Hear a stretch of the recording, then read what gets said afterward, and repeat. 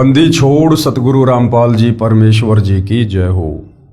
परम पिता परमात्मा सारी सृष्टि के रचनहार कुल मालिक असंख्य ब्रह्मांडों के स्वामी जगत गुरु तीनों लोकों में प्रवेश करके सबका धारण पोषण करने वाले राजाधीराज आत्माधार नाथों के नाथ देवों के देव महादेव सर्वेश्वर महेश्वर मृत्युंजय अजरो अमर आदि अनादि सनातनी प्रभु जगत पिता जगदीश्वर श्री श्री 1008 की उपाधि के वास्तविक अधिकारी अकाल मूर्त शब्द स्वरूपी राम वासुदेव सर्वगतंबरम परम पूज्य प्रथम पूज्य परम संत परम पुरुष परम धनी परम दयालु सत्य कबीर हक्का कबीर अल्लाहु कबीर अल्लाहु अकबर बाखबर अल्लाह ताला जगत के तारणहार जगत के मुक्तिदाता जगत के जगन्नाथ हारे के सहारे हिंदुओं के राम मुसलमानों के अल्लाह सिखों के वाहिगुरु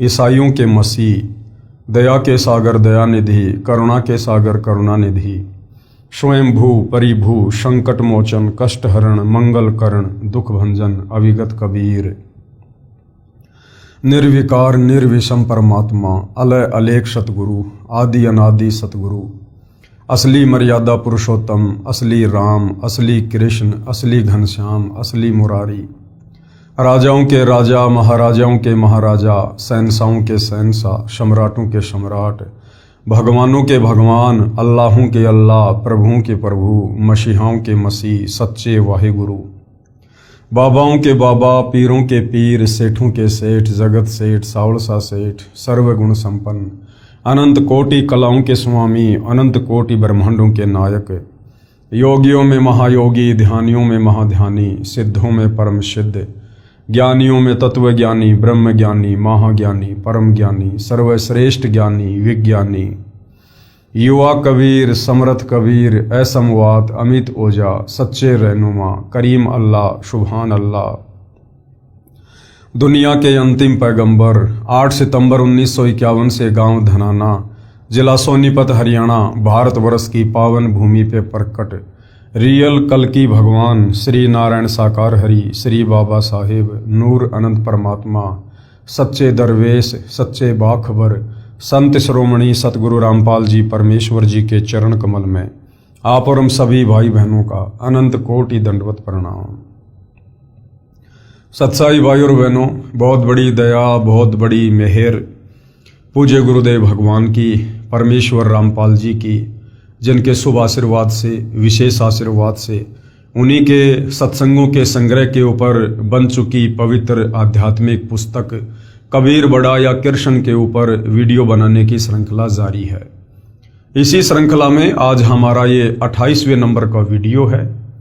इस पवित्र पुस्तक कबीर बड़ा या कृष्ण के प्रत्येक वीडियो से हिंदू समाज से जुड़े श्रद्धालुओं को एक विशेष जानकारी अध्यात्म को लेकर भक्ति और भगवान को लेकर शास्त्र अनुकूल साधना को लेकर निरंतर प्राप्त हो रही है। वो तमाम जो जानकारियां हमारे नादान धर्म गुरु तत्व ज्ञान के अभाव से हमें उपलब्ध नहीं करवा पाए और हमें शास्त्र विरुद्ध साधना पर ही लगा कर रखा। जिस शास्त्र विरुद्ध साधना को करने के चलते पीढ़ियों से सदियों से हमारे पूर्वज प्रेत योनियों में जा रहे हैं और यदि वर्तमान में परम पूज्य सतगुरु रामपाल जी हमें ना मिलते, वे हमें अपनी शरण में ना लेते, तो हम भी वही परंपरागत शास्त्र विरुद्ध साधना करते हुए लक 84 योनियों में जाते और प्रेत योनि में जाते और असहनीय कष्ट भोगते। तो भाई और बहनों, ये पवित्र पुस्तक कबीर बड़ा या कृष्ण विशेषकर हिंदू समाज के लिए किसी वरदान से कम नहीं है, क्योंकि इस पवित्र पुस्तक में चारों वेद पवित्र गीता जी और पुराणों का ज्ञान मिश्रित है।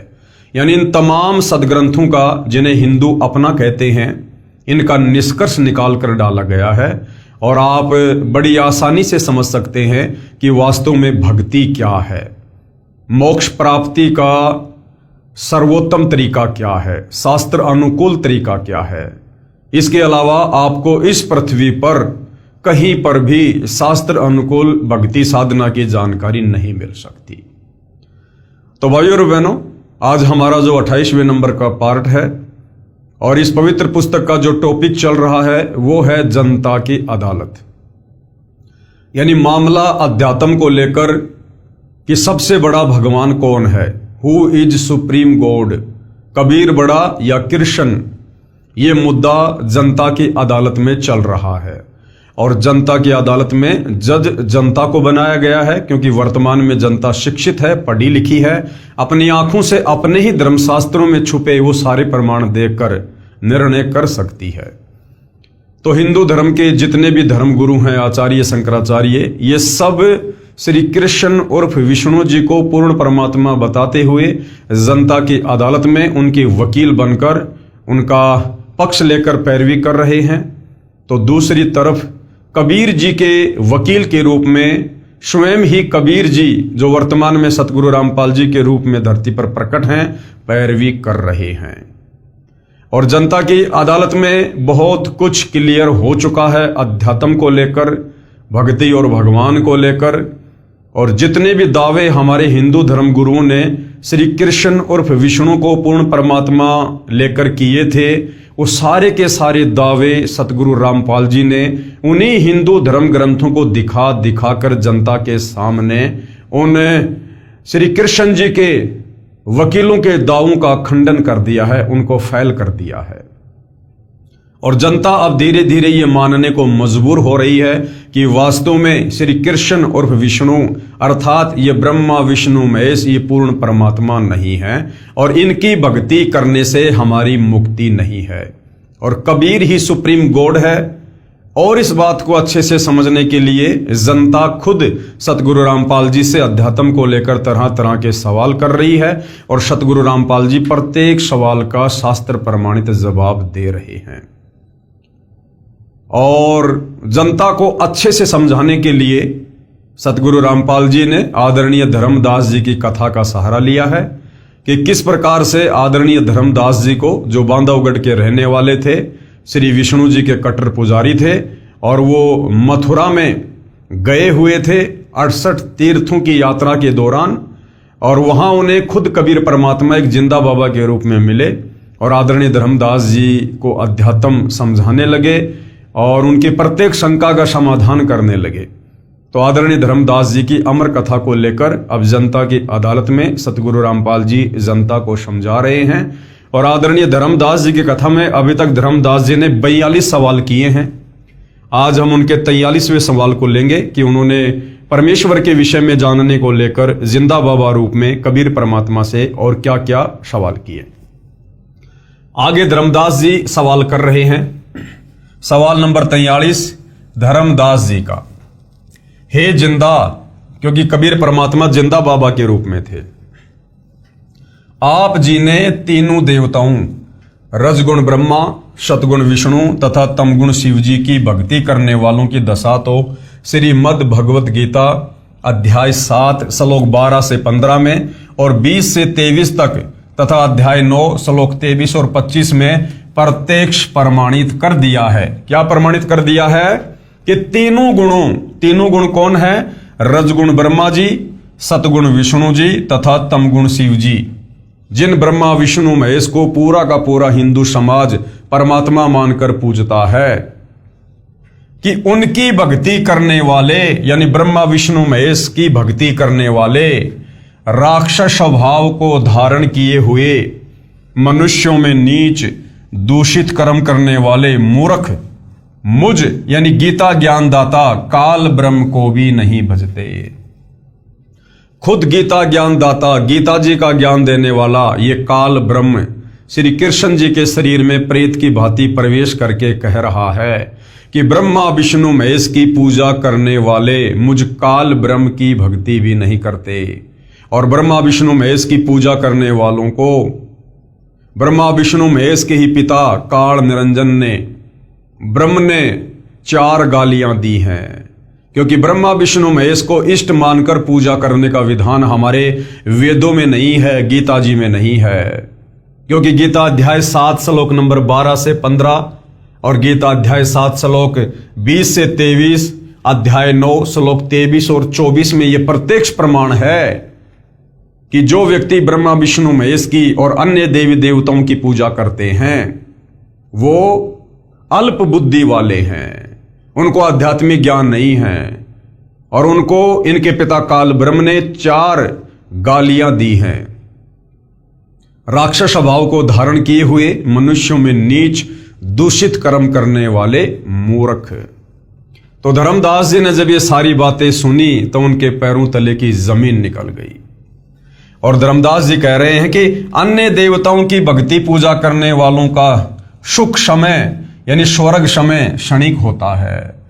यानी ब्रह्मा विष्णु महेश के अलावा जो अन्य देवी देवताओं की पूजा करते हैं, वैसे तो गीता अध्याय 7 श्लोक नंबर 12 से 15 और 20 से 23 में यह क्लियर हो गया कि ये ब्रह्मा विष्णु महेश भी अन्य देवी देवताओं की श्रेणी में आते हैं, अन्य देवी देवताओं की श्रेणी में। और इनकी जो भक्ति करता है उनका स्वर्ग समय बहुत कम होता है और नरक और लक 84 योनियों का समय बहुत ज्यादा होता है। स्वर्ग की प्राप्ति करके शीघ्र ही वो कहां जाते हैं? पृथ्वी पर जन्म धारण करते हैं, यानी लक 84 योनि में गधे कुत्ते सुअर बनते हैं। हे महात्मा जी, धर्मदास जी कह रहे हैं परमात्मा को, हे महात्मा जी कृपया कोई संसार में हुए बर्ताव से ऐसा प्रकरण सुनाइए जिससे आप जी की बताई बातों की सत्यता का प्रमाण मिले। तीनों देवताओं के पुजारी ऐसा बर्ताव करते हैं। धर्मदास जी कह रहे हैं कि हे महात्मा जी, आपने गीता जी से तो क्लियर कर दिया, अध्याय 7 श्लोक नंबर 12 से 15 और 20 से 23 से, अध्याय 9 श्लोक नंबर 23 और 24 से, कि ब्रह्मा विष्णु महेश की पूजा नहीं करनी चाहिए, ये इष्ट मानकर पूजा करने योग्य नहीं है। इनका पिता काल ब्रह्म इनकी भक्ति करने वालों को 4 गालियां दे रहा है और कह रहा कि ये तो राक्षस स्वभाव को धारण किए हुए मनुष्यों में नीच हैं जो ब्रह्मा विष्णु महेश की भक्ति करते हैं। तो धर्मदास जी कहते हैं कि भगवान आपने शास्त्र से तो मुझे दिखा दिया, लेकिन धरती पर ऐसी कोई घटना घटित हुई हो जिससे यह साबित हो कि वास्तव में ब्रह्मा विष्णु महेश की साधना करने वाले राक्षस स्वभाव को धारण किए हुए मनुष्यों में नीच दूषित कर्म करने वाले मूर्ख व्यक्तियों की श्रेणी में है। भगवान ऐसा मुझे कोई उदाहरण दीजिए जो धरती पर घटित हुआ हो। तो उत्तर दे रहे हैं परमात्मा, उत्तर जिंदा जगदीश का, जगदीश यानी सारे जगत का ईश, सारी सृष्टि का इष्ट कबीर भगवान जो जिंदा बाबा के रूप में थे, वो क्या जवाब दे रहे हैं। पहले पढ़िए गीता अध्याय 7 श्लोक 12 से 15 तथा 20 से 23 का यथार्थ अनुवाद। अध्याय 7 श्लोक नंबर 12 क्या कह रहा है? यह अध्याय 7 श्लोक नंबर 12 है। हम सीधे इसके अनुवाद पे चलेंगे। अनुवाद, और भी जो सत्वगुण विष्णु से स्तुति भाव है और जो रजोगुण ब्रह्मा जी से उत्पत्ति तथा तमोगुण शिव से संहार है, उन सब को तू मेरे द्वारा सुनियोजित नियम अनुसार ही होने वाले हैं ऐसा जान, परंतु वास्तव में उनमें मैं और वे मुझ में नहीं है। यानी गीता ज्ञानदाता काल ब्रह्म कह रहा है कि वास्तव में जो रजोगुण है, सतोगुण है, तमोगुण है, यानी तीनों देवता ब्रह्मा विष्णु महेश को इनके पिता काल ब्रह्म ने एक एक गुण से युक्त कर रखा है। तो वो कह रहा है कि ये सब कुछ मेरे से ही हुआ है, इसका मूल कारण, मुख्य कारण मैं हूं।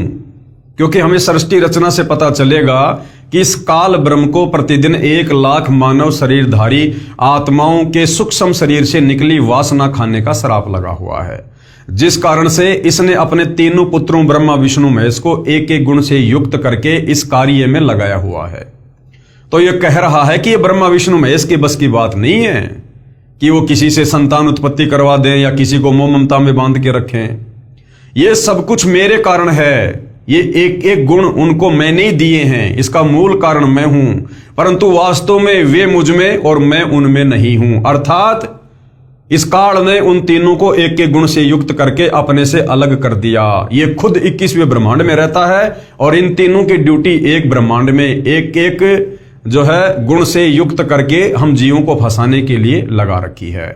तो ये कह रहा है कि जो इन तमाम जीवों को इन तीनों गुणों के माध्यम से जो मैं बांध के रखता हूं, इसका मूल कारण मैं ही हूं, ये ब्रह्मा विष्णु महेश नहीं है, क्योंकि मैंने ही इनको एक एक गुण से युक्त किया है। लेकिन वास्तव में मैं इनमें और ये मुझ में नहीं है। यानी इनको तो मेरे बारे में पता भी नहीं है, मैं तो अलग रहता हूं। केवल हिंदी अनुवाद। और भी जो सत्वगुण विष्णु जी से स्थिति भाव हैं और जो रजोगुण ब्रह्मा जी से उत्पत्ति तथा तमगुण शिव से संहार है, उन सबको तू मेरे द्वारा सुनियोजित नियम अनुसार ही होने वाले हैं, ऐसा जान। परंतु वास्तव में उनमें मैं और वे मुझ में नहीं हैं। फिर अध्याय 7 श्लोक नंबर 13 क्या कह रहा है? यह अध्याय 7 श्लोक नंबर 13 है। श्लोक आप जियों के सामने है। हम सीधा इसके हिंदी अनुवाद पे चलेंगे। केवल हिंदी।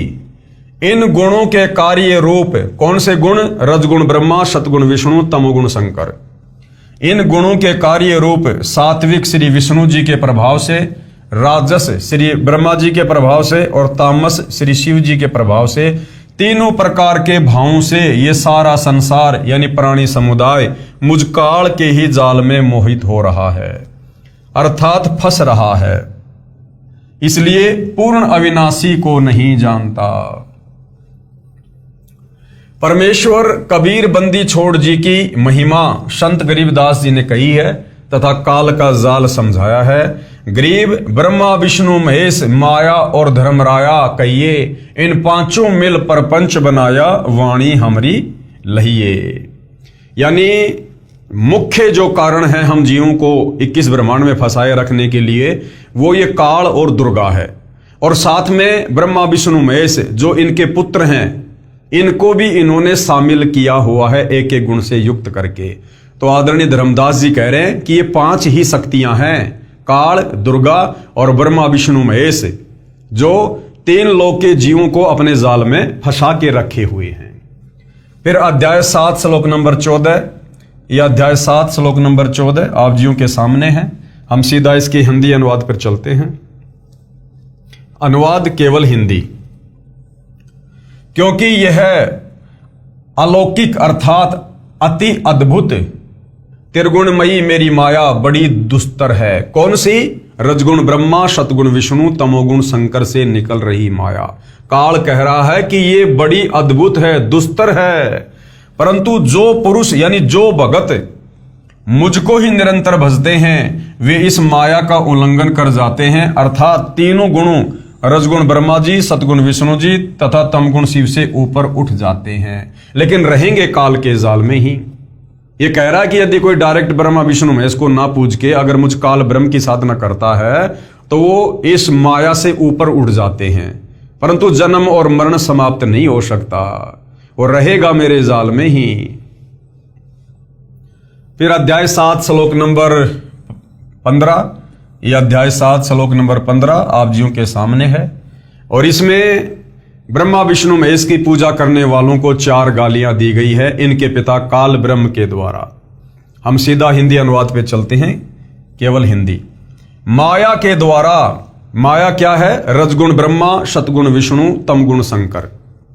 माया के द्वारा अर्थात रजगुण ब्रह्मा, सतगुण विष्णु तथा शिव जी रूपी त्रिगुणी माई माया की साधना से होने वाला क्षणिक लाभ पर ही आश्रित हैं, जिनका ज्ञान हरा जा चुका है, जो मेरी अर्थात ब्रह्म साधना भी नहीं करते, इन्हीं तीनों देवताओं तक सीमित रहते हैं। ऐसे आसुर यानी राक्षस स्वभाव को धारण किए हुए मनुष्यों में नीच दूषित कर्म करने वाले मूर्ख मुझको भी नहीं भजते, अर्थात वे तीनों गुणों रजगुण ब्रह्मा, सतगुण विष्णु, तमगुण शिव की साधना ही करते रहते हैं। भावार्थ।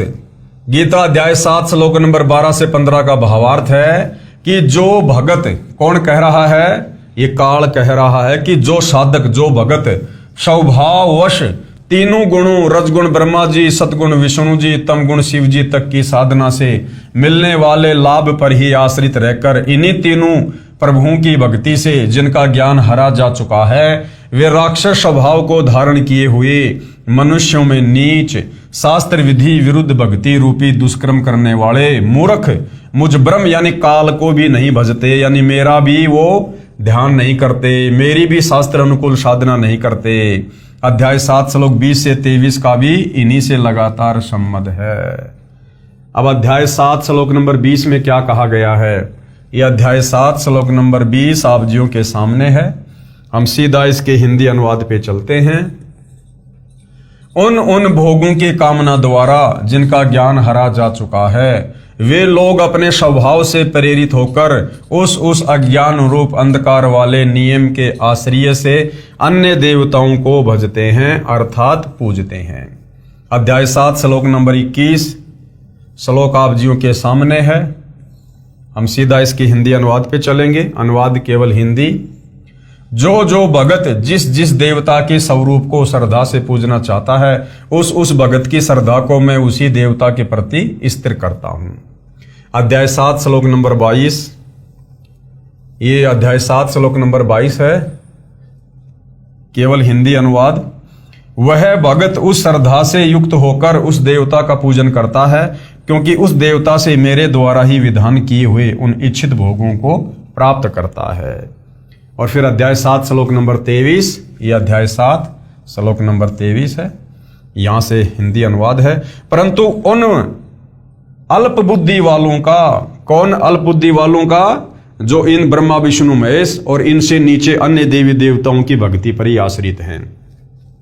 परंतु उन अल्प बुद्धि वालों का वह फल नाशवान होता है।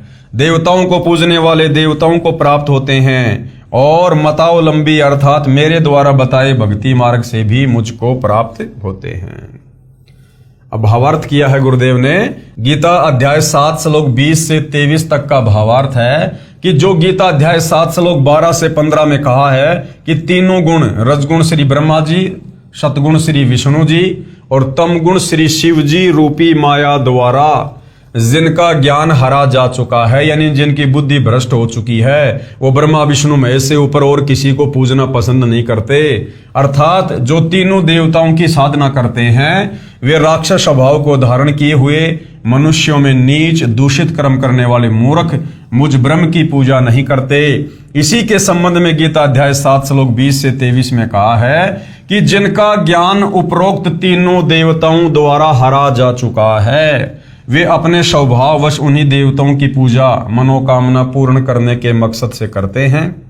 अर्थात गीता ज्ञानदाता कह रहा है कि मेरे से अन्य देवताओं की पूजा करते हैं। जो भगत जिस देवता की पूजा करता है, उसकी श्रद्धा मैं ही उस देवता के प्रति दृढ़ करता हूं। काल कहता है यदि कोई मुझे ना पूजकर अन्य देवी देवताओं की पूजा करता है, तो वो भी मेरी ही प्रेरणा से उस देवता के प्रति लगा हुआ है, यानी मैं उसको अपने जाल में फंसा के रखता हूं। उस देवता के पुजारी को भी मेरे द्वारा उस देवता को दी गई शक्ति से ही प्राप्त होता है। परंतु उन मंद बुद्धि वालों अर्थात मूर्खों का वह फल नाशवान है। देवताओं के पूजने वाले देवताओं को प्राप्त होते हैं, मेरे भगत मुझे प्राप्त होते हैं। भावार्थ है कि जो ब्रह्मा विष्णु तथा शिव की पूजा या अन्य किसी देव की पूजा करते हैं, उन देवताओं की पूजा का फल नाशवान है, अर्थात वह पूजा व्यर्थ है, बेकार है। हिरण्यकशिपु के वध, रावण भस्मासुर का वध तथा हरिद्वार में तीनों देवताओं के पुजारियों का युद्ध का वर्णन इसी पुस्तक के पेज नंबर 189 पर है, जो हम पहले पढ़ चुके हैं। यानी ब्रह्मा विष्णु महेश की पूजा करने वालों को जो 4 गालियां दी गई, उन्हें अल्प बुद्धि वाला कहा गया है। क्यों कहा गया है?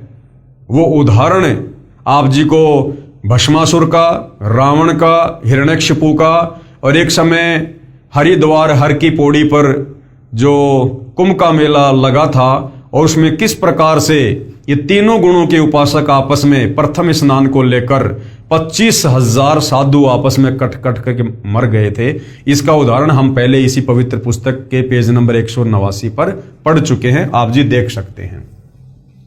आगे फिर धर्मदास जी ने जिंदा रूप में कबीर परमात्मा जी से प्रश्न किया। प्रश्न नंबर 44 धर्मदास जी का, हे जिंदा, मैंने एक महामंडलेश्वर से प्रश्न किया था कि गीता अध्याय 18 श्लोक 62 में भगवान कृष्ण जी ने किस परमेश्वर की शरण में जाने के लिए कहा है।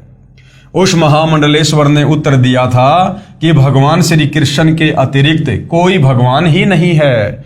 कृष्ण जी ही स्वयं पूर्ण परमात्मा है। वे अपनी ही शरण में आने के लिए कह रहे हैं, बस कहने का फेर है। हे जिंदा जी, कृपया मुझ अज्ञानी का भ्रम निवारण करो।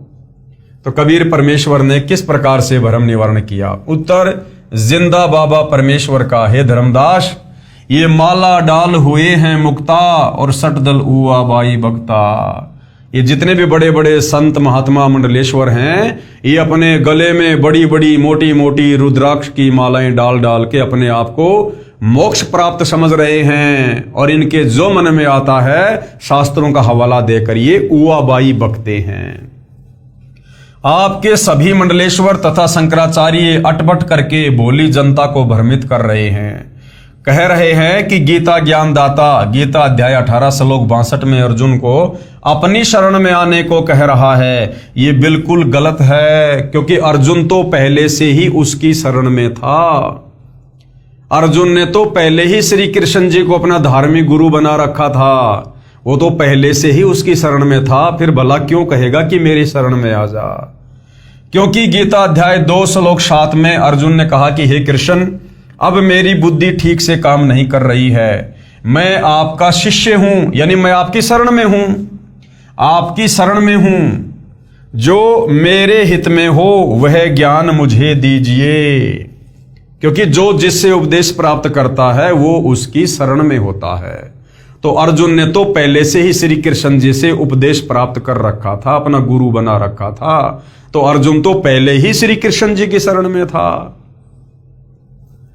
हे धर्मदास, अर्जुन तो पहले ही श्री कृष्ण जी की शरण में था। इसलिए गीता अध्याय 18 श्लोक 62 में गीता ज्ञानदाता ने यानी इस काल ब्रह्म ने अपने से अन्य परम अक्षर ब्रह्म की शरण में जाने के लिए कहा है, उस कबीर परमात्मा की शरण में जाने के लिए कहा है। गीता अध्याय 4 श्लोक 3 में गीता ज्ञानदाता ने कहा है कि हे अर्जुन, तू मेरा भगत है, इसलिए ये गीता शास्त्र सुनाया है। गीता ज्ञानदाता ने यानी इस काल ब्रह्म ने गीता अध्याय 12 में अपनी जानकारी दी है तथा अध्याय 13 में अपने से अन्य पूर्ण परमात्मा का अन्य प्रमाण गीता अध्याय 13 श्लोक 11 से 28, 30, 31, 34 में भी है। श्रीमद् भगवद गीता अध्याय 13 श्लोक 1 में गीता ज्ञानदाता ने कहा है कि शरीर को क्षेत्र कहते हैं, जो इस क्षेत्र अर्थात शरीर को जानता है उसे क्षेत्रज कहा जाता है। गीता अध्याय 13 श्लोक 1 पेश है गीता अध्याय 13 श्लोक 1 की फोटो कॉपी। ये श्लोक भाई और बहनों आप जियों के समक्ष है। हे अर्जुन, यह शरीर क्षेत्र इस नाम से कहा जाता है और इसको जो जानता है उसको क्षेत्रज इस नाम से उनके तत्व को जानने वाले ज्ञानी जन कहते हैं। गीता अध्याय 13 श्लोक 2 में गीता ज्ञानदाता ने कहा है कि मैं क्षेत्रज हूं। क्षेत्र तथा क्षेत्रज दोनों को जानना ही तत्व ज्ञान कहा जाता है, ऐसा मेरा मत है। गीता अध्याय 13 श्लोक 10 में कहा है कि मेरी भक्ति अव्यभिचारिणी होनी चाहिए। काल ब्रह्म क्या कह रहा है कि अर्जुन, मेरी भक्ति अव्यभिचारिणी होनी चाहिए, यानी अगर मुझ काल ब्रह्म की साधना कोई करता है तो उसमें अन्य देवी देवताओं को शामिल ना किया जाए, ब्रह्मा विष्णु महेश को भी ना पूजा जाए, केवल मुझ अकेले ब्रह्म की साधना करना ही अव्यभिचारिणी भक्ति कहलाएगी। गीता अध्याय 13 श्लोक 10 में कहा है कि मेरी भक्ति अव्यभिचारिणी होनी चाहिए। जैसे अन्य देवताओं की साधना तो गीता अध्याय 7 श्लोक 12 से 15 तथा 20 से 23 में तथा अध्याय 9 श्लोक 23-24 में बेकार कही है, व्यर्थ कही है। केवल ब्रह्म की भक्ति करें, उसके विषय में यहां कहा है कि अन्य देवता में आसक्त ना हो। भावार्थ है कि भक्ति व मुक्ति के लिए ज्ञान समझो, वक्ता बनने के लिए नहीं। इसके अतिरिक्त वक्ता बनने के लिए ज्ञान सुनना अज्ञान है। पतिव्रता स्त्री की तरह केवल मुझ में आस्था रखकर भक्ति करो। कौन कह रहा है? काल ब्रह्म कह रहा है कि एक पतिव्रता स्त्री की तरह मुझ काल ब्रह्म में आस्था रख के मेरी साधना करो, तब मेरे ब्रह्मलोक को प्राप्त करोगे। तो भाई और बहनों, यदि काल की भक्ति भी पतिव्रता पद पे रहकर पूर्ण की जाती है तो सोचिए परम अक्षर ब्रह्म कबीर देव की भक्ति में फिर हम भला अन्य किसी और को शामिल कैसे कर सकते हैं। अन्य मनुष्यों में बैठकर बातें बनाने का स्वभाव नहीं होना चाहिए। एकांत स्थान में रहकर भक्ति करें। एकांत स्थान में रहने का मतलब है अन्य सारे सांसारिक चौचलों से दूर हटकर, अन्य देवी देवताओं की भक्ति से दूर हटकर और मुझ काल ब्रह्म की भक्ति करें, पतिव्रता पद पे रहकर। पेश है गीता अध्याय 13 श्लोक 2 की फोटोकॉपी। हे अर्जुन, सब क्षेत्रों में क्षेत्रज अर्थात जीवात्मा भी मुझे ही जान, और क्षेत्र क्षेत्रज का अर्थात विकार सहित प्रकृति का और पुरुष का जो तत्व से जानता है वह ज्ञान, ऐसा मेरा मत है। गीता अध्याय 13 श्लोक 11 में गीता ज्ञानदाता ने कहा है कि अध्यात्म में यानी भक्ति मार्ग में रुचि रखकर तत्व ज्ञान के लिए सदग्रंथों को देखना तत्व ज्ञान है। वह ज्ञान है तथा तत्व ज्ञान की अपेक्षा कथा कहानियां सुनना, शास्त्र विधि विरुद्ध भक्ति करना, यह सब अज्ञान है। तत्व ज्ञान के लिए परमात्मा को जानना ही ज्ञान है। गीता अध्याय 13 श्लोक 11 की फोटोकॉपी देखिएगा। अध्यात्म ज्ञान में नित्य स्थिति और तत्व ज्ञान के अर्थ रूप परमात्मा को ही देखना, ये सब ज्ञान है, और जो इसके विपरीत वह अज्ञान है, ऐसा कहा है। गीता अध्याय 13 श्लोक 12 में गीता ज्ञानदाता ने अपने से परम ब्रह्म यानी श्रेष्ठ परमात्मा का ज्ञान कराया है। कहा है कि जो परमात्मा जानने योग्य है, जिसको जानकर अमृतम अश्नुते अर्थात अमृतत्व प्राप्त होता है, अर्थात पूर्ण मोक्ष का अमृत जैसा आनंद भोगने को मिलता है, उसको भली भांति कहूंगा। वह दूसरा परमात्मा यानी अपने से अन्य उस श्रेष्ठ परमात्मा के बारे में कह रहा है गीता ज्ञानदाता। वह दूसरा परमात्मा यानी परम अक्षर ब्रह्म न तो सत कहा जाता है और न ही असत। अर्थात गीता ज्ञानदाता ने अध्याय 4 श्लोक 32 व 34 में कहा है कि जो तत्व ज्ञान है उसमें परमात्मा का पूर्ण ज्ञान है। वह तत्व ज्ञान परमात्मा अपने मुख कमल से स्वयं उच्चारण करके बोलता है। उस तत्व ज्ञान को तत्वदर्शी संत जानते हैं। उस तत्व ज्ञान को कौन जानते हैं? उस तत्व ज्ञान को तत्वदर्शी संत जानते हैं। और वर्तमान में इस पृथ्वी पर वह एकमात्र तत्वदर्शी संत सतगुरु रामपाल जी हैं। उनको दंडोत प्रणाम करने से, नम्रता पूर्वक प्रश्न करने से वे परमात्म तत्व को भली भांति जानने वाले तत्वदर्शी संत तुझे तत्व ज्ञान का उपदेश करेंगे। इससे सिद्ध हुआ कि गीता ज्ञानदाता को परमात्मा का पूर्ण ज्ञान नहीं है। अगर गीता ज्ञानदाता को हिंदू समाज जिसे अपना भगवान कहता है, परमात्मा कहता है, अगर उसको वास्तव में पूर्ण ज्ञान होता, तत्व ज्ञान होता, तो वो किसी तत्वदर्शी संत की शरण में जाकर तत्व ज्ञान समझने की सलाह अर्जुन को नहीं देता।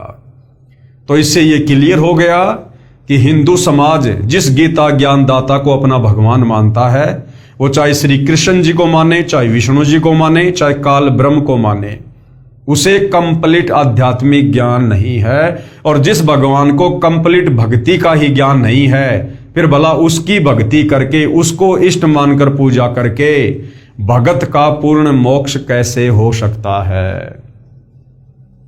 इसलिए कह रहा है कि वह दूसरा परमात्मा काल ब्रह्म कह रहा है गीता ज्ञानदाता कि मेरे से अन्य जो दूसरा परमात्मा है, जो श्रेष्ठ भगवान है, परम अक्षर ब्रह्म, जो गीता ज्ञानदाता यानी काल से अलग है, वह न सत है और न ही असत है।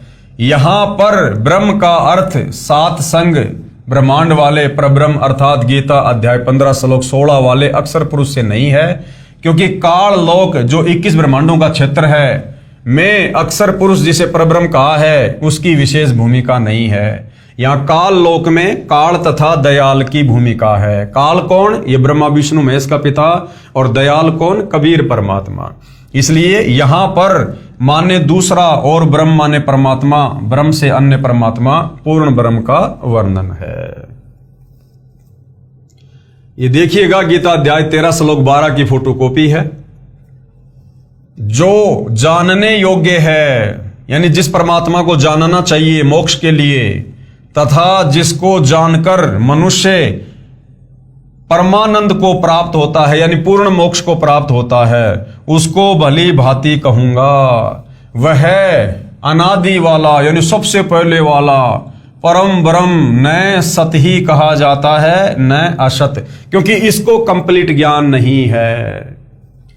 गीता अध्याय 13 श्लोक 12 में गीता ज्ञानदाता कह रहा है कि जो मेरे से दूसरा ब्रह्म अर्थात प्रभु है यानी पूर्ण ब्रह्म है, कबीर देव है, वह अनादि वाला है। अनादि का अर्थ है जिसका कभी आदि अर्थात शुरुआत ना हो, कभी जन्म न हुआ हो।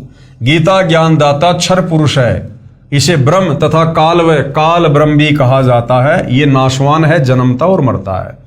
इसने गीता अध्याय 2 श्लोक 12, गीता अध्याय 4 श्लोक 5 व 9, गीता अध्याय 10 श्लोक 2 में स्वयं स्वीकार किया है कि हे अर्जुन, तेरे और मेरे बहुत जन्म हो चुके हैं, तू नहीं जानता है, मैं जानता हूं। इससे सिद्ध हुआ कि गीता ज्ञानदाता यानी हिंदू जिसे अपना भगवान कहते हैं, अनादि वाला ब्रह्म अर्थात भगवान नहीं है। इससे यह सिद्ध हुआ कि गीता ज्ञानदाता ने अध्याय 13 के श्लोक 12 में अपने से अन्य अविनाशी परमात्मा की महिमा कही है। अध्याय 13 श्लोक 12। गीता ज्ञानदाता ब्रह्म है, ब्रह्म यानी एक काल ब्रह्म है, ब्रह्मा विष्णु महेश का पिता है। यह 1000 यानी सहस्त्र हाथ पैर वाला है। इसका सहस्त्र कमल है अर्थात 1000 पंखड़ियों वाला कमल है। गीता अध्याय 11 श्लोक 46 में अर्जुन ने कहा कि हे सहस्त्राबाहु यानी हे 1000 हाथों वाले, आप चतुर्भुज रूप में आइए। इससे सिद्ध हुआ कि गीता ज्ञानदाता केवल 1000 भुजाओं वाला है, अन्यथा ब्रह्मा विष्णु महेश तो केवल 4 भुजा से अधिक भुजा नहीं बना सकते। तो फिर महाभारत युद्ध के दौरान अर्जुन को जो विराट रूप दिखाया गया था वो कौन था, जिसमें अर्जुन कह रहा है हे सहस्त्राबाहु यानी हे 1000 हाथों वाले। तो श्री कृष्ण जी में प्रवेश करके ये 1000 भुजा वाला भगवान, ये काल ब्रह्म अपना ज्ञान दे रहा था, अपना विराट रूप दिखा रहा था। इसलिए गीता अध्याय 13 श्लोक 13 में गीता ज्ञानदाता ने अपने से अन्य सब और हाथ पैर वाले, सब और नेत्र सिर और मुख वाले और सब और कान वाले परमात्मा की महिमा कही है। कहा है कि वह परमात्मा संसार में सबको व्याप्त करके अर्थात अपनी शक्ति से सब रोके हुए स्वयं सतलोक शाश्वत स्थानम तिष्ठति में बैठा है। स्पष्ट हुआ कि गीता ज्ञानदाता से अन्य समर्थ परमात्मा है, वही सब संसार का संचालन पालन करता है। गीता अध्याय 13 श्लोक 13 में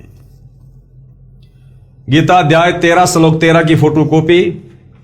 वह सब और हाथ पैर वाला, सब और नेत्र सिर और मुख वाला तथा सब और कान वाला है, यानी पूर्ण परमात्मा की महिमा कर रहा है ये काल ब्रह्म, क्योंकि वह संसार में सबको व्याप्त करके स्थित है, क्योंकि वो सारे ब्रह्मांडों की रचना करके और उसके बाद अपने सतलोक में सिंहासन पर बैठा है।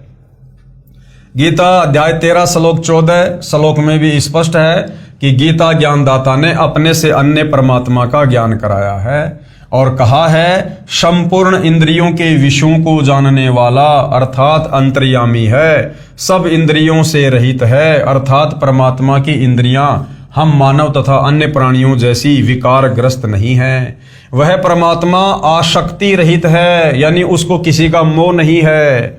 वह इस काल लोक 21 ब्रह्मांडों की किसी वस्तु या पदार्थ में आसक्ति नहीं रखता, क्योंकि उस परमेश्वर का सतलोक इस काल के क्षेत्र से असंख्य गुना उत्तम है। इसलिए वह परमात्मा आसक्ति रहित कहा है। वही सबका धारण पोषण करने वाला है। यही प्रमाण गीता अध्याय 15 श्लोक 17 में भी है। कहा है कि पुरुषोत्तम तो श्लोक 16 में बताए क्षर पुरुष तथा अक्षर पुरुष से अन्य ही है। जो परमात्मा कहा जाता है, जो तीनों लोकों में प्रवेश करके सबका धारण पोषण करता है, वास्तव में अविनाशी परमेश्वर है। वह परमात्मा निर्गुण है, परंतु सगुण होकर ही अपना महत्व दिखाता है, यानी संत रूप में, तत्वदर्शी संत के रूप में धरती पर प्रकट होकर अपना ज्ञान देता है। उदाहरण के लिए जैसे आम का पेड़ आम के बीज यानी गुठली में निर्गुण अवस्था में होता है, उस बीज को जब बीजा जाता है तब वह पौधा फिर पेड़ रूप में सगुण होकर अपना महत्व प्रकट करता है। अर्थात पूर्ण परमात्मा कबीर साहिब सतलोक में निर्गुण रूप में सिंहासन पर विराजमान है, और जब उसे हम प्राणियों को विशेष लाभ देना होता है, हमारे भाग्य में लिखे संकटों का मर्दन करना होता है, तो वो तत्वदर्शी संत के रूप में धरती पर प्रकट होता है। और जब हम उनकी शरण में आ जाते हैं, उनकी मर्यादा में रहकर भक्ति करते हैं, तो सगुण रूप में प्रकट वह परमात्मा हमें भाग्य से अधिक लाभ देता है। परंतु परमात्मा शतलोक में सगुण रूप में बैठा है। परमात्मा ने अपनी वचन शक्ति से सर्व सृष्टि रचकर विधान बनाकर छोड़ दिया। उस परमात्मा के विधान अनुसार सब प्राणी तथा नक्षत्र बनते बिगड़ते रहते हैं, जीव कर्मा अनुसार जन्मते मरते हैं। परमात्मा को कोई टेंशन नहीं, परंतु जब परमात्मा पृथ्वी पर प्रकट होता है उस समय सर्व गुणों को भोगता है। जैसे आम के वृक्ष को तो निर्गुण से सद्गुण होने में बहुत समय लगता है, परंतु परमात्मा के लिए समय सीमा नहीं है। वे तो क्षण में निर्गुण, अगले क्षण में सद्गुण हो सकते हैं। जैसे क्षण में सतलोक चले जाते हैं तो हमारे लिए निर्गुण हो जाते हैं, हम उनके गुणों का लाभ प्राप्त नहीं कर सकते, और क्षण में पृथ्वी पर प्रकट हो जाते हैं तो वे सगुण हो जाते हैं, हमारे को आशीर्वाद देकर अपने गुणों का लाभ देते हैं। इस प्रकार निर्गुण सरगुण कहा है। इससे भी सिद्ध हुआ कि गीता ज्ञानदाता से अन्य कोई सबका धरण पोषण करने वाला परमात्मा है। पेश है गीता अध्याय 13 श्लोक 14 की फोटोकॉपी। संपूर्ण इंद्रियों के विषयों को जानने वाला है, परंतु वास्तव में सब इंद्रियों से रहित है, तथा आसक्ति रहित होने पर भी सबका धारण पोषण करने वाला और निर्गुण होने पर भी गुणों को भोगने वाला है। गीता अध्याय 13 श्लोक 15 और 16 में भी यही प्रमाण है कि गीता ज्ञानदाता ने यानी काल ब्रह्म ने कहा है कि जैसे सूर्य दूर स्थान पर स्थित होते हुए भी यहां पृथ्वी पर अपना प्रभाव बनाए हैं, उसी प्रकार परमात्मा शतलोक में स्थित होकर भी सर्व ब्रह्मांडों पर अपनी शक्ति का प्रभाव बनाए हुए हैं। सर्व चर अचर भूतों यानी प्राणियों तथा तत्वों के बाहर भीतर है। इसी प्रकार सूक्ष्म होने से हम उसको चरम दृष्टि से देख नहीं पाते, इसलिए अविज्ञ अर्थात हमारे ज्ञान से परे है, तथा वही परमात्मा हमारे समीप में तथा दूर भी वही स्थित है। परमात्मा तो दूर शतलोक यानी शाश्वत स्थान में है, उसकी शक्ति का प्रभाव प्रत्येक के साथ है। गीता अध्याय 13 श्लोक 15। पेश है गीता अध्याय 13 श्लोक नंबर 15 की फोटोकॉपी। चराचर सब भूतों यानी प्राणियों के बाहर भीतर परिपूर्ण है, और चर अचर रूप भी वही है, और वह सूक्ष्म होने से अविज्ञ है तथा अति समीप में और दूर में भी स्थित वही है। जैसे सूर्य दूर स्थित है, परंतु पृथ्वी के ऊपर प्रत्येक प्राणी को अपने साथ दिखाई देता है। जैसे एक स्थान पर कई घड़े जल के भरे रखे हैं, तो सूर्य प्रत्येक में दिखाई देता है, टुकड़ों में नहीं दिखाई देता। इसी प्रकार परमात्मा प्रत्येक प्राणी को देखता है तथा साधक को दिव्य दृष्टि से दिखाई देता है। परमात्मा सूर्य के समान स्वयं प्रकाशित तथा ऐसे ही एक स्थान पर स्थित है। गीता अध्याय 8 श्लोक 3, 8, 10 में भी यही प्रमाण है। वह परमात्मा जानने योग्य है, यानी उस परमात्मा की भक्ति करनी चाहिए। भावार्थ है कि गीता ज्ञानदाता ने कहा है कि मेरे से अन्य परमात्मा का ज्ञान होना चाहिए, अगर पूर्ण मोक्ष चाहिए तो वह जानने योग्य है। वही परमात्मा अपने विधान अनुसार सबका धारण पोषण उत्पत्ति तथा मृत्यु करता है। वास्तव में ब्रह्म सबका उत्पत्ति करता वही है, यानी रियल में यदि कोई ब्रह्म है तो वो कबीर भगवान है। वास्तव में विष्णु यानी सबका धारण पोषण करने वाला वही है। वास्तव में शंकर यानी संहार करने वाला वही है। अन्य ब्रह्मा विष्णु तथा शंकर तो केवल एक ब्रह्मांड के कर्ता धर्ता हैं, परंतु वह परमात्मा तो सर्व ब्रह्मांडों का ब्रह्मा विष्णु तथा शंकर रूप में अकेला ही है। जैसे भारतवर्ष में केंद्र का भी गृह मंत्री होता है तथा राज्यों में भी गृह मंत्री होते हैं, देश के प्रधानमंत्री जी अपने पास अन्य विभाग भी रख लेते हैं। उस समय प्रधानमंत्री जी गृह मंत्री आदि आदि भी होते हैं और प्रधानमंत्री भी होते हैं। इससे सिद्ध हुआ कि गीता ज्ञानदाता ने अपने से अन्य समर्थ परमात्मा की महिमा बताई है। गीता ज्ञानदाता से अन्य कोई पूर्ण परमात्मा है। गीता अध्याय 13 श्लोक नंबर 16 देखिएगा। विभाग रहित एक रूप से आकाश के सदृश से परिपूर्ण होने पर भी चराचर संपूर्ण भूतों में विभक्त सा स्थित प्रतीत होता है, तथा वह जानने योग्य परमात्मा विष्णु रूप से भूतों को धारण पोषण करने वाला और रुद्र रूप से संहार करने वाला तथा ब्रह्मा रूप से सबको उत्पन्न करने वाला है।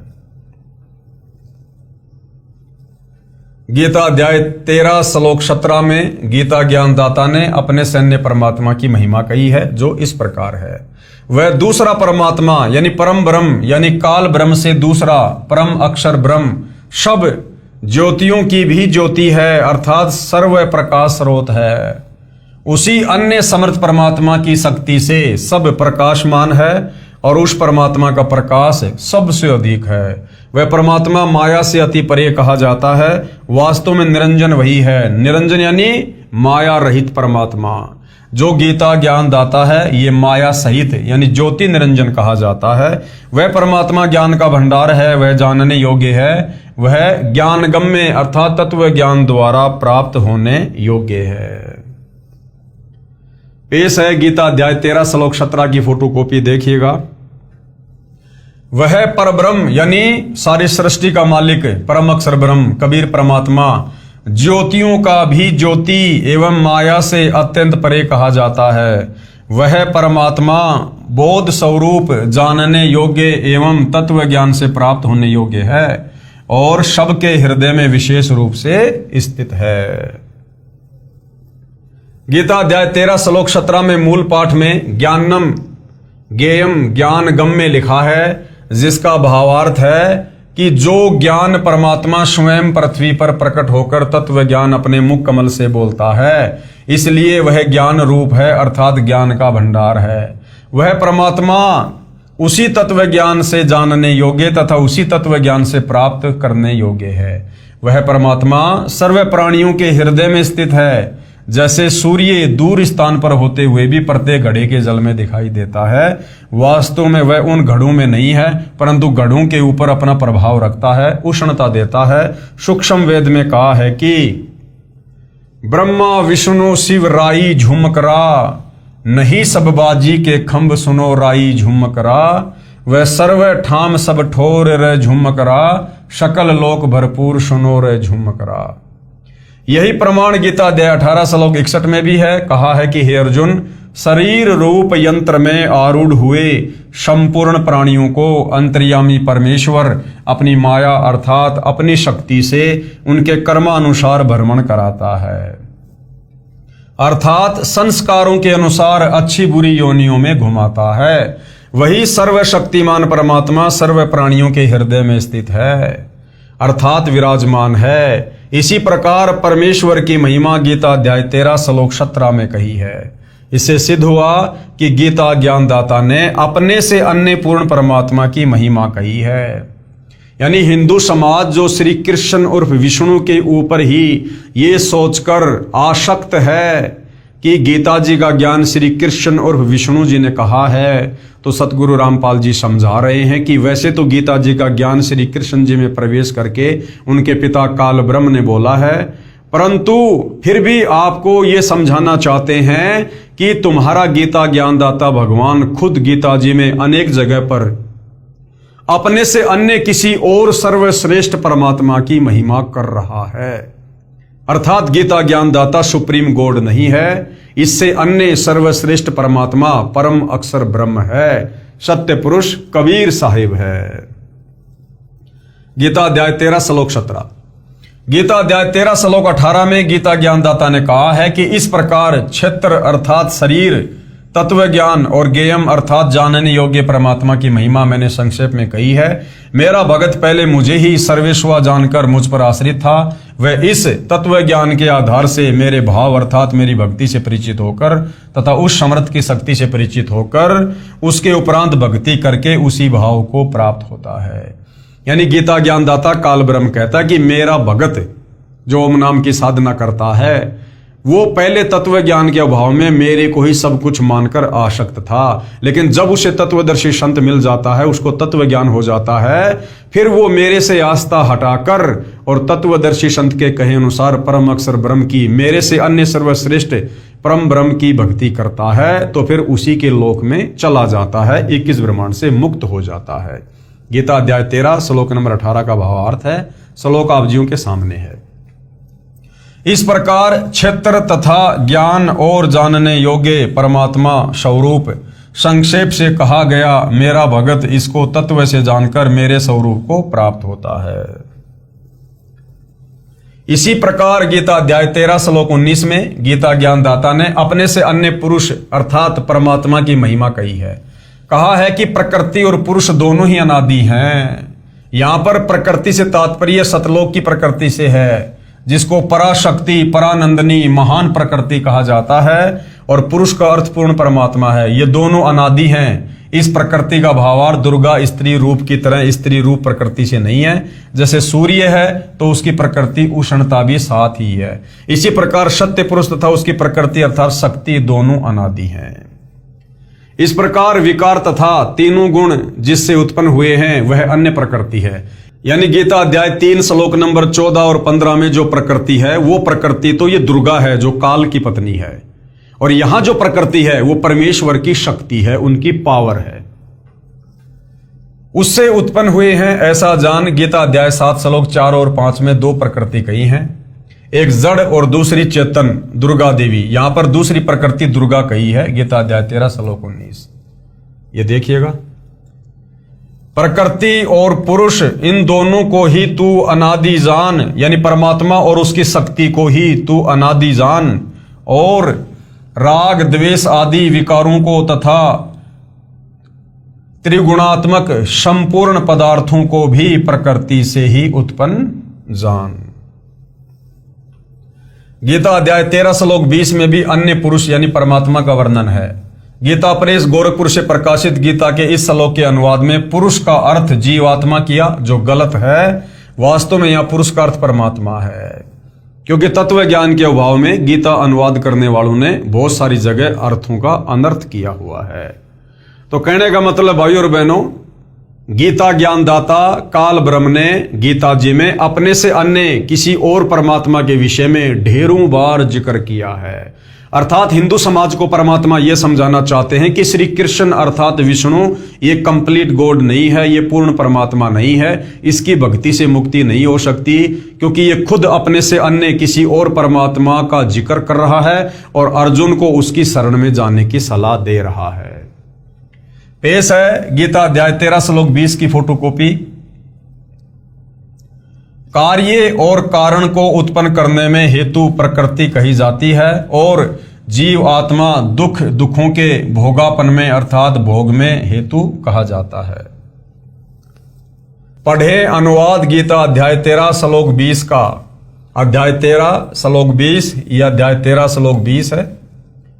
अनुवाद, कार्य और कारण को उत्पन्न करने में हेतु प्रकृति कही जाती है, और सत्य पुरुष दुख सुखों के जीव आत्मा को भोगने के कारण भोगने में हेतु कहा जाता है। गीता अध्याय 18 श्लोक 61 में कहा है कि परमेश्वर सब प्राणियों को यंत्र की तरह कर्मानुसार भ्रमण कराता हुआ सर्व प्राणियों के हृदय में स्थित है।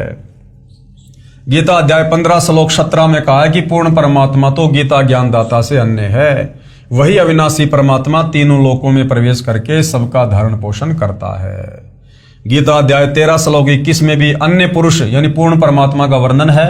इसके अनुवाद में गीता प्रेस गोरखपुर से प्रकाशित में पुरुष का अर्थ पुरुष ही किया है। यह ठीक है, पुरुष का अर्थ परमात्मा होता है। प्रकरणवश पुरुष का अर्थ मनुष्य भी किया जाता है, क्योंकि परमात्मा ने मनुष्यों को अपने स्वरूप के अनुसार ही बनाया है। इसलिए कहा जाता है कि नर नारायण रूप है तू ना समझ देही, कि ये जो मनुष्य शरीर हमें प्राप्त है स्त्री या पुरुष का, इसको केवल एक शरीर मत समझ, ये उस नारायण ने यानी सारी सृष्टि के संचालक कबीर परमेश्वर ने हमें अपने जैसा शरीर प्रदान किया है मोक्ष प्राप्ति के लिए। इसलिए इसको केवल एक शरीर मत समझो। पेश है गीता अध्याय 13 श्लोक 21 की फोटोकॉपी।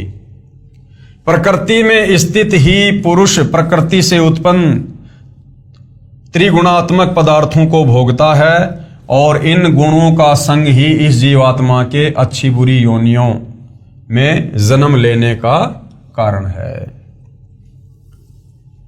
आगे भाई और बहनों, 84 लाख प्रकार के जीवों से मानव देह उत्तम है। 84 लाख प्रकार की योनियों से ये मनुष्य देह उत्तम है, सर्वश्रेष्ठ है। अर्थात ये जो मनुष्य जन्म, ये जो मनुष्य शरीर स्त्री या पुरुष का हमें वर्तमान में प्राप्त है, ये 84 लाख योनियों से अलग है। अगर ये शरीर भी 84 लाख योनियों में होता तो हम कभी भी परमात्मा प्राप्ति नहीं कर सकते थे, क्योंकि 84 लाख योनियों में जितने भी शरीर हैं, पशु पक्षी हैं, जितने भी जीव जंतु हैं, ये सब अपने कर्मों का भोग रहे होते हैं। और ये जो मनुष्य योनि है, ये कर्म योनि कही जाती है। यानी इसी मनुष्य शरीर में हम परमात्मा को समझ सकते हैं, पहचान सकते हैं और भक्ति करके आत्मा का कल्याण करवा सकते हैं। तो भाई और बहनों, इसीलिए कहा जाता है कि मानव जन्म दुर्लभ है, ये मिले ना बारंबार, जैसे पेड़ से पत्ता टूट गिरे वो बहुर न लगता डार। और मानव जन्म पाए के जो नहीं रटे हरि नाम, यानी जो भक्ति नहीं करता मनुष्य जन्म प्राप्त करके, भाई जैसे कुआं जल बिना फिर बनवाया क्या काम। अगर इस मनुष्य शरीर को प्राप्त करके यदि हमने भक्ति करके मोक्ष प्राप्त नहीं किया तो क्या फायदा ये मनुष्य जन्म प्राप्त करने का। फिर वो परमात्मा हमसे और अधिक रुष्ट हो जाता है, नाराज हो जाता है कि नालायक, लग 84 योनियां भोगने के बाद मैंने तुझे अपने जैसा एक पवित्र शरीर दिया, ताकि इस शरीर को प्राप्त करके, विशेष बुद्धि प्राप्त करके तू मुझे जान सके, पहचान सके, तू मेरी भक्ति कर सके और वापस मेरे लोक सतलोक में आ सके। और मनुष्य जन्म प्राप्त करके भी यदि तू उन्हीं पशु कर्मों में लगा रहा, परमात्मा के शास्त्र अनुकूल साधना तत्वदर्शी संत को गुरु धारण करके नहीं की, तो ये तेरा मनुष्य जन्म बर्बाद हो जाएगा, व्यर्थ हो जाएगा। और परमेश्वर हमें पुनः नाराज होकर लग 84 योनियों में डाल देता है।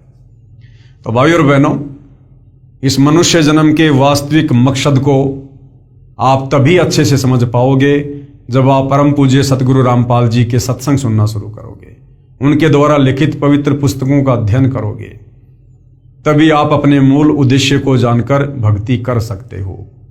अन्यथा इस काल के षड्यंत्र में, इस भौतिक चक्काचौंध में हम इसी प्रकार से उलझे रहेंगे और ये काल हमें उलझा कर ही रखना चाहता है। तो भाई और बहनों, इस विषय के ऊपर हम आगे चर्चा करेंगे। तो आज के इस वीडियो में केवल इतना ही। परमेश्वर हम सबको आज्ञा दें, आशीर्वाद दें, सद्बुद्धि दें, हमारा मार्गदर्शन करें। बंदी छोड़ सतगुरु रामपाल जी परमेश्वर जी की जय हो।